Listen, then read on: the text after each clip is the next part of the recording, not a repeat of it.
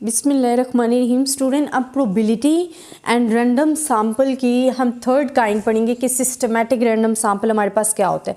हमने पहले डिस्कस किए थे कि सिंपल रैंडम सैंपल क्या है, फिर हमने पढ़ा था स्ट्रैटिफाइड रैंडम सैंपल क्या है, एंड अब हम पढ़ेंगे systematic random sample. Systematic random sample में स्टूडेंट जैसे कि नाम से ही पता चल रहा है कि सिस्टमैटिक रैंडम सैंपल कि जो भी चीज़ हम सैंपल सेलेक्ट करेंगे वो एज अ सिस्टम के तहत, उसको प्रॉपर सिस्टम के तहत आप सेलेक्ट करोगे। ठीक है, हम कहते हैं sample of size n is defined to be systematic random sample if it is obtained by choosing one unit at the random from the first k unit and after selecting every k unit after the n units in the population have been serially numbered from 1 to n arranged in the systematic fashion। अच्छा, इसमें हमारे पास क्या है student कि हम जो भी अपने सैंपल पॉपुलेशन जो हमारे पास है उसमें से जो हम सैंपल सेलेक्ट कर रहे हैं वो हमारे पास क्या है, अगर 1 to n ले रहे हैं 1 to n, तो वो एक सिस्टम के तहत हम सिस्टमैटिक मैनर्स में सेलेक्ट कर रहे हैं। हम क्या कर रहे हैं, सिस्टमैटिक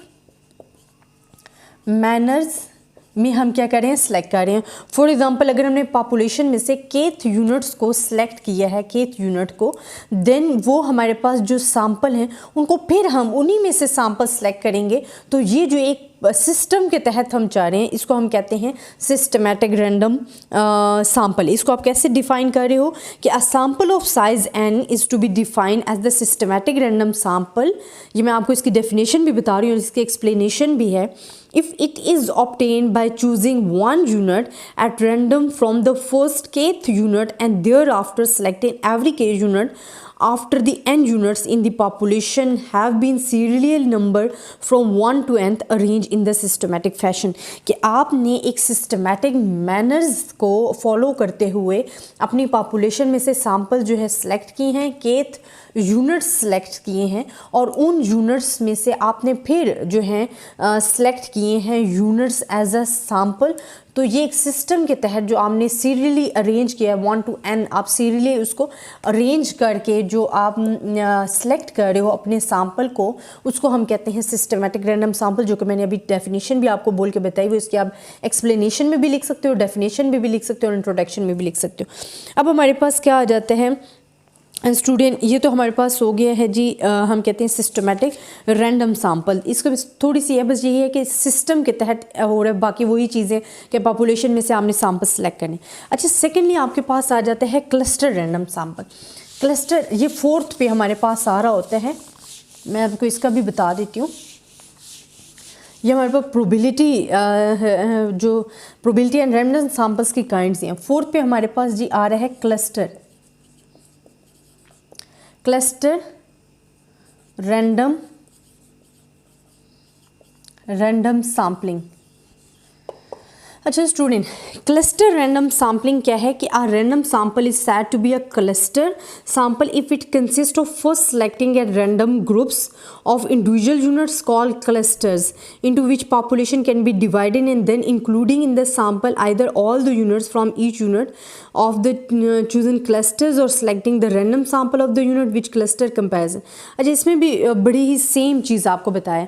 देखिए, क्लस्टर कि हमारे पास पॉपुलेशन गिवन है, ठीक है, हम उनमें से ग्रुप्स जो हैं different groups, for example A B and C हमने क्या की हैं, ग्रुप्स जो हैं सेलेक्ट कर लिए हैं, ठीक है, and these groups is also called a clusters.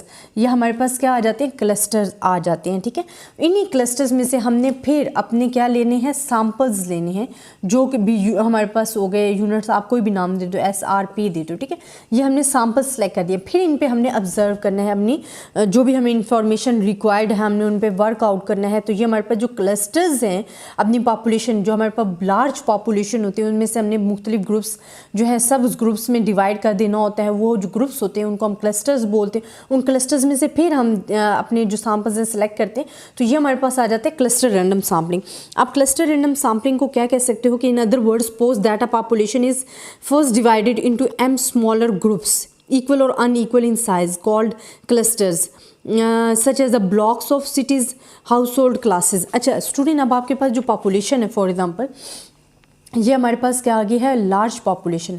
अब आपने इनको मुख्तलिफ ग्रुप्स में डिवाइड कर देना है और वो ग्रुप्स इक्वल और अनइक्वल साइज़ में हो सकते हैं, ठीक है।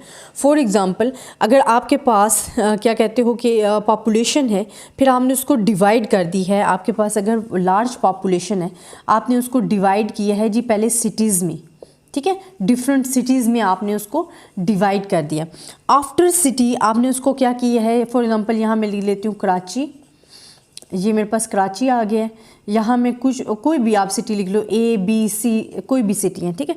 अब ये हमारे पास फॉर एग्जांपल कराची को आपने मज़ीद आपने डिवाइड कर देना है इन दी हाउस होल्ड में या स्ट्रीट्स में, ठीक है। ये हमने डिफरेंट स्ट्रीट्स ले लिए, उन स्ट्रीट्स को हमने डिवाइड कर देना है हाउस होल्ड में, ठीक है, हाउस होल्ड। और उन हाउस होल्ड को भी आप अगर क्लासेस में, मुख्तलिफ क्लासेस में डिवाइड करना चाहो तो ये आपके पास जो है क्लस्टर्स की एक एग्जांपल मैंने दिया तो ये आपके पास आ जाती है, ठीक है। कि ये हमारे पास जो लार्ज पॉपुलेशन है, इनको हम डिफरेंट ग्रुप्स या सब ग्रुप्स या आप कह सकते हो उन ग्रुप्स को क्लस्टर्स में डिवाइड कर देते हैं, फिर उनके मुख्तलिफ सब सैम्पल्स लेते हैं, तो ये आपके पास जो इन्फॉर्मेशन है ना वो जल्दी आपको ईजिली रिक्वायर्ड हो जाती है।